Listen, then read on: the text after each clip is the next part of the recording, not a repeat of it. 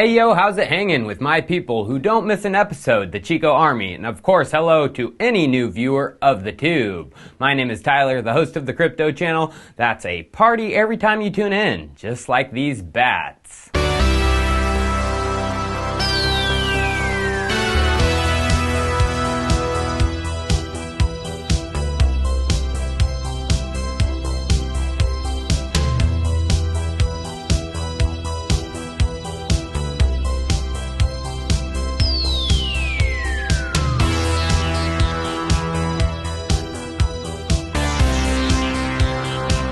Party on, Garth. Party on, Bruce Wayne. It's time for Chico Crypto.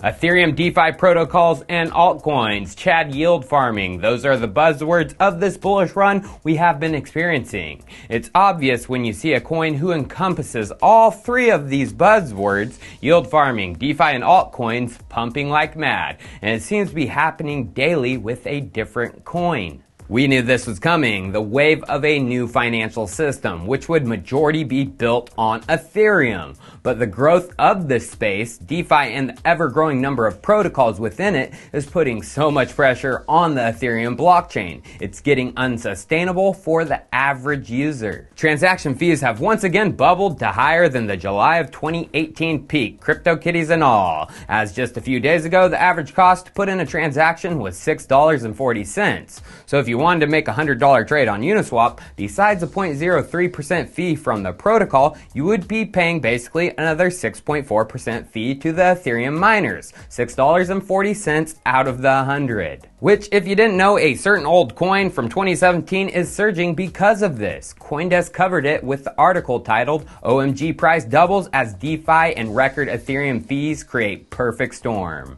OMG, oh my god, they are talking about OMG Network, formerly Amise Go. I'm sure you remember that coin hyped massively in 2017, but fell off the rails for some time.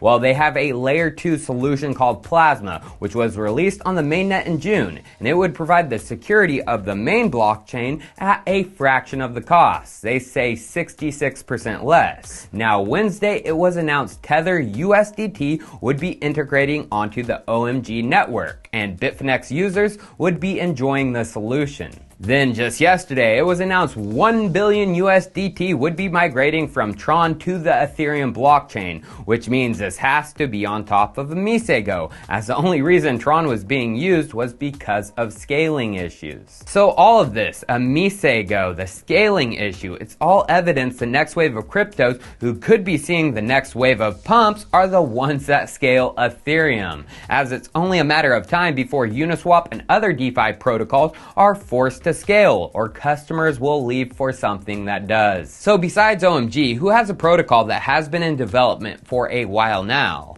Well, you know what complementary chain or relay chain I have been covering for some time that I believe is going to help Ethereum scale, and scale beyond anything a layer 2 can provide like OMG. That is the Polkadot relay chain and parachain structure, as the Ethereum bridge and virtual parachain of it has been in construction since the inception of DOT, with Parity Substrate being the gravity well that brings projects and developers into the ecosystem. As Substrate has the Substrate EVM, or Ethereum Virtual Machine, which allows Polkadot and Ethereum compatibility, and a breakdown of it goes like this. The Substrate EVM will allow unmodified Solidity code to be deployed on a Substrate-based blockchain, including Polkadot parachains, opening up Substrate and Polkadot to pre-existing Ethereum smart contracts, with the possibility of connecting to Ethereum mainnet via bridges. So what exactly is Substrate? Well, from the Polkadot developer page, it explains developers can easily build a Polkadot parachain with Substrate. And it goes on further to say, any blockchain built with Substrate will be natively compatible with Polkadot. So when the mainnet comes, you can connect to Polkadot as a parachain. And that right there gives them instant scalability. Gavin Wood, DOT founder and the creator of the EVM Ethereum Virtual Machine,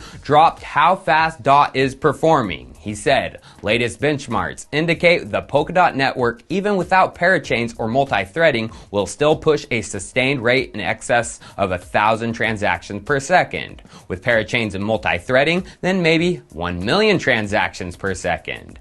100% secure, upgradable, and decentralized. So right now, DOT is just a relay chain in its initial stages, and the balance transfer was just enabled by a community vote, meaning the tokens are circulating now and being planned for many of the big exchanges, including some even getting in on the action, Kraken and Binance. But according to their roadmap, this enable transfer phase has something that needs to be done before advancing to the next phase, which is the launch of the parachains. The roadmap states, to enable remaining functionality, Polkadot's governance will need to pass one or a series of runtime upgrades. So governance is what pushes DOT to the next phase of parachains, and they need governance to work. Enable transfers worked. I wonder what else has happened. They had a vote to redenominate the DOT tokens to a split of 100x to 1 billion tokens, and the vote happened in late July. And the redenomination they are calling no other than Redenomination Day, and it happens today, August 21st. Now, the change in tokens is important from an economic standpoint, yes,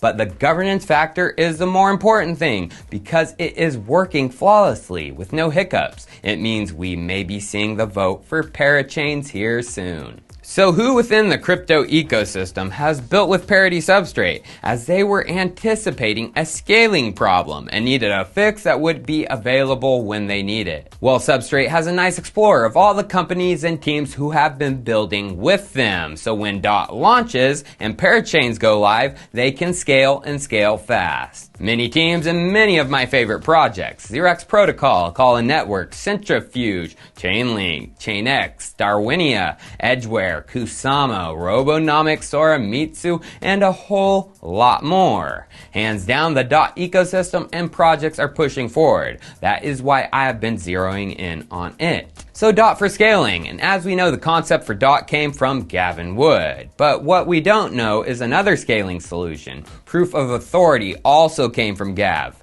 I found out from a friend that Gavin developed it a long time ago, and it was originally tested as a test network called Kovan. The Kovan testnet went live in March of 2017. The original backers? Well, from the release, big names: Etherscan, Parity, Maker, and Grid Singularity, aka EnergyWeb. And Kovan is still being used heavily today as MakerDAO tested multi-collateral DAI on the Kovan testnet. Testnet proof of authority, awesome possum. But what about helping scale right now? What about taking this out of the testnet? Well, this gets right back to scaling. Tom Shaughnessy said this on Twitter. VC, what are you going to use the money on? Project's answer: to deploy our ETH contracts, making fun of the high cost. Of which Andre the DeFi dude replies, only 330 to deploy a contract. Tom asks Andre, if you're going to build on a different chain, which one would it be? And the man himself, King Vitalik, answers Andre: Ropsten, Goerli, XDAI, with a published intent to migrate onto ETH2 or an optimistic rollup when those become ready. Well, Ropsten and Goerli are test nets, but XDAI, that is a mainnet, friends. It's a proof of authority, proof of stake mainnet based on Gavin's work. One of the three on the mainnet besides POA Network and Rootstock. And if you understand who the validators are for the mainnet, you understand some big stuff could be coming for scaling, including stablecoins. It's once again MakerDAO. Well, XDAI and MakerDAO have a partnership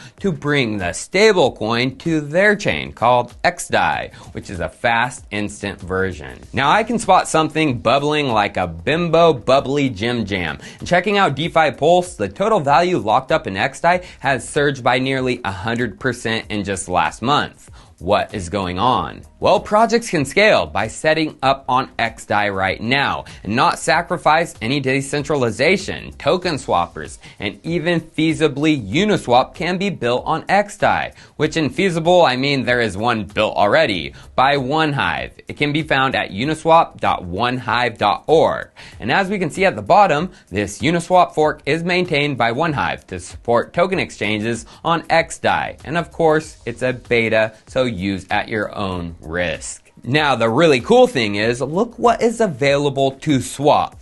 You see Xmoons? Yeah, if you know the subreddit are cryptocurrency, they are rewarding users who post content with Ethereum tokens called moons. And as of right now, there is no value to them per se, as they are on the Ethereum Rinkeby testnet. But with XDAI, you can monetize these and turn them into actual XDAI and DAI, and then dollars. Now there is an all-in-one app for all of this already built called xmoon.exchange, and it does the swapping in the background and bridging to the testnets and mainnets for you. You can go from Moon to Xmoon and vice versa, and then you can go from Xmoon to XDAI and vice versa, and finally you can go from XDAI to DAI and vice versa. Damn, Gina, is all I gotta say. This is a scaling solution that is production ready, and that is no joke, and it just jumped onto my radar. Cheers, viewers. I'll see you next time.